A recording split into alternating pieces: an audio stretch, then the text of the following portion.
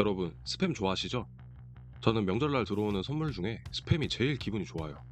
간장게장, 양념게장도 맛있는데 스팸만한 밥도둑이 있을까 해요. 생각하니 침이 고이는데 저뿐만 아니라 한국인들의 스팸 사랑은 이미 세계적으로 유명해요.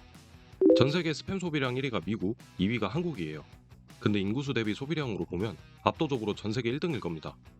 백화점에서 정육 세트, 와인, 자연산 버섯 등과 나란히 진열대에 올라가 있는 모습을 흔하게 볼 수 있는데 이런 내용이 뉴욕타임즈에 실리기도 했어요. 우리는 스팸을 활용해서 찌개, 덮밥, 볶음 등 다양하게 요리해 먹는데 심지어 먹방 같은 걸 보면 통으로 베어 먹기도 해요. 2020년 기준으로 스팸은 12억 개나 팔렸는데 국민 1인당 연간 24캔을 먹었다고 합니다. 언제 내가 이만큼 먹었지 하는 생각이 드는데 알게 모르게 찌개나 볶음에 있는 햄을 집어먹던 걸 기억해보면 그럴 것 같기도 해요. 스팸은 이런 한국 시장을 공략해 종류도 다양해요. 젊은 세대를 공략하여 매운 스팸인 핫 앤 스파이시 스팸, 치즈가 햄에 박혀있는 리치 치즈 스팸이 있고 나트륨과 칼로리를 고려한 마일드 스팸도 있어요. 2019년 미국에서는 호박맛이 트렌드였던 적이 있었는데 이에 발맞춰 호박맛 스팸이 출시되기도 했어요. 또 스팸은 다른 회사들과 손을 잡고 스팸 도시락, 삼각김밥, 밀키트 등의 제품을 출시해 우리들의 뱃살을 위협하고 있어요. 스팸은 1초에 12개씩이나 팔리고 있대요. 인트로가 재생되는 동안 벌써 960개나 팔린 오늘의 주인공, 스팸에 대해서 알아보겠습니다. 사실 한국에서의 스팸 인기는 해외에서 다들 놀라워합니다. 외국에서 스팸은 보통 저렴한 고기로 인식되는데 한국에서는 귀한 대접을 받는다며 해외 언론에 종종 실리기도 해요. 스팸의 탄생 스토리를 보면 이유를 알 수 있어요. 스팸은 80년이 훌쩍 넘은 나름 장수식품이에요. 1928년 제2호멜은 1918년 제1차 세계대전 당시 미 육군 88사단 병참장교로 근무하고 있었어요. 당시 군으로 보급되는 고기를 보면서 불필요한 뼈의 무게를 줄이고 고기만 편하게 운송하는 방법이 없을까 하고 고민을 하게 돼요. 이를 계기로 전쟁이 끝난 후 제2호멜은 가공육에 관한 연구를 시작해요.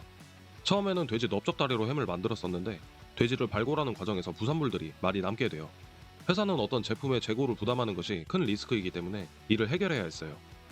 이때 호멜은 남는 어깨살과 다리살을 활용하기로 해요. 발골도 어렵고 양도 적은 어깨살을 기타 부위들과 섞어서 첨가제를 넣어 만든 것이 오늘날의 스팸의 기원이 되었어요. 제품의 이름을 짓는데 재밌는 에피소드가 있는데 스팸이 원래는 호멜조미햄이라는 이름으로 출시되었어요. 근데 특색이 없는 이름이라 그런지 판매 실적이 저조했어요. 이때 호멜이 상금 100만 달러를 걸고 공모전을 진행합니다. 이때 뉴욕에서 활동하던 배우 케네스 데이노가 스팸이라는 짧고 깔끔한 이름으로 우승하며 지금의 스팸으로 불리게 되었어요. 그럼 스팸은 어떤 말의 약자냐? 호멜 식품사의 극소수만 알고 있다고 해요. 떠도는 소문으로는 돼지의 어깨살과 뒷다리살 혹은 특수 가공된 육군고기인 게 아닐까 추측한다고 합니다. 아무튼 이렇게 만들어진 스팸이 2차 세계대전 때 전 세계적으로 보급이 됩니다. 처음에는 보관도 쉽고 유통기한도 길며 풍부한 단백질이 들어있어 전투 식량에 딱 좋았어요. 실제로 2017년 가장 깊은 곳인 마리아나 해구 탐사를 하다가 4,947m 깊이쯤에서 멀쩡한 스팸 통조림 캔을 하나 발견했다고 해요. 이런 스팸은 다량의 지방을 통해 혹한지에서 싸우는 소련군 병사들의 생존에 기여했고 높은 염도 또한 염분 배출이 많은 군인에게 있어 큰 장점으로 작용했어요. 실제로 당시 육군 원수 아이젠하워 장군이 호멜사에게 감사 편지를 쓰기도 했고 스팸이 있었기에 전쟁에 승리했다는 말도 나왔어요. 그러나 저가의 대량으로 보급된 이 스팸은 얼마 가지 않아 병사들이 질려버리게 돼요. 왜 우리도 군대에서 먹던 전투식량 생각해보면 에르메스 영상에서 설명한 것처럼 제품은 희소성에 따라 가치가 결정되는데 이 스팸은 너무 많이 퍼져 있었어요. 당시 미국의 한 육군은 제가 음식을 가리는 편은 아니지만 스팸만은 제발 보내지 말아주세요 라고 했어요.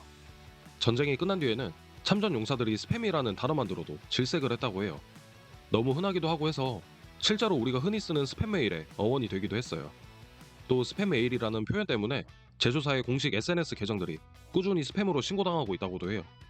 어찌 되었든 간에 호멜사는 전쟁 동안 1억 개 이상의 스팸을 팔게 되고 어마어마한 돈을 벌게 됩니다. 우리나라에 스팸이 들어오게 된 건 앞서 이야기한 국가들과는 조금 달랐어요.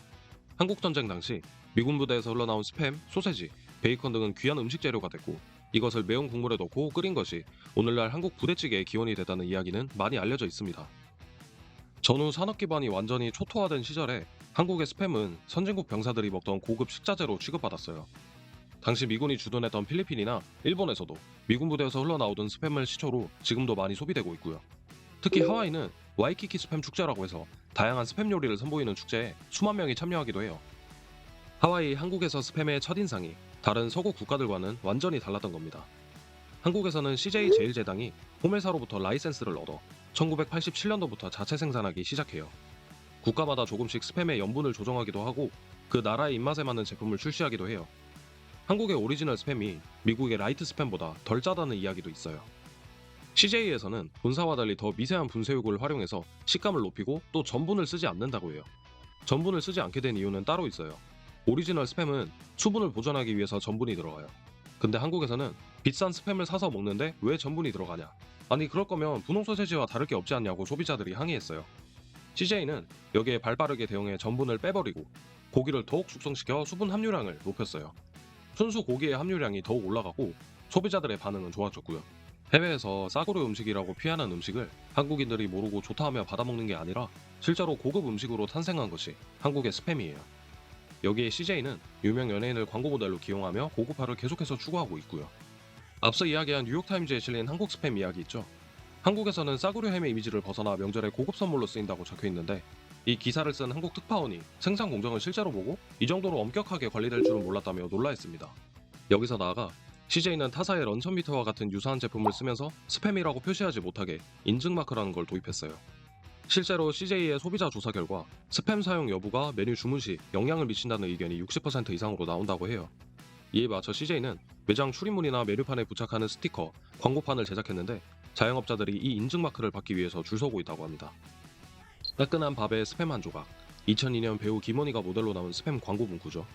이 광고로 스팸은 국민 반찬으로 등극하게 됩니다. 한국은 전쟁을 거쳐 IMF를 지나 경제 대국으로 자리를 잡았어요. 스팸이 우리나라에서 비싸서 못 먹는 음식이라기보다는 하나의 문화로 자리를 잡은 게 맞다고 생각해요. 하몽, 살라미와 같은 스팸보다 비싼 햄들이 있지만 대중적인 사랑을 받게 된 건 이 스팸이죠. 따뜻한 밥 한 숟갈에 스팸 한 조각 하러 가야겠습니다. 오늘 영상 여기까지 하겠습니다.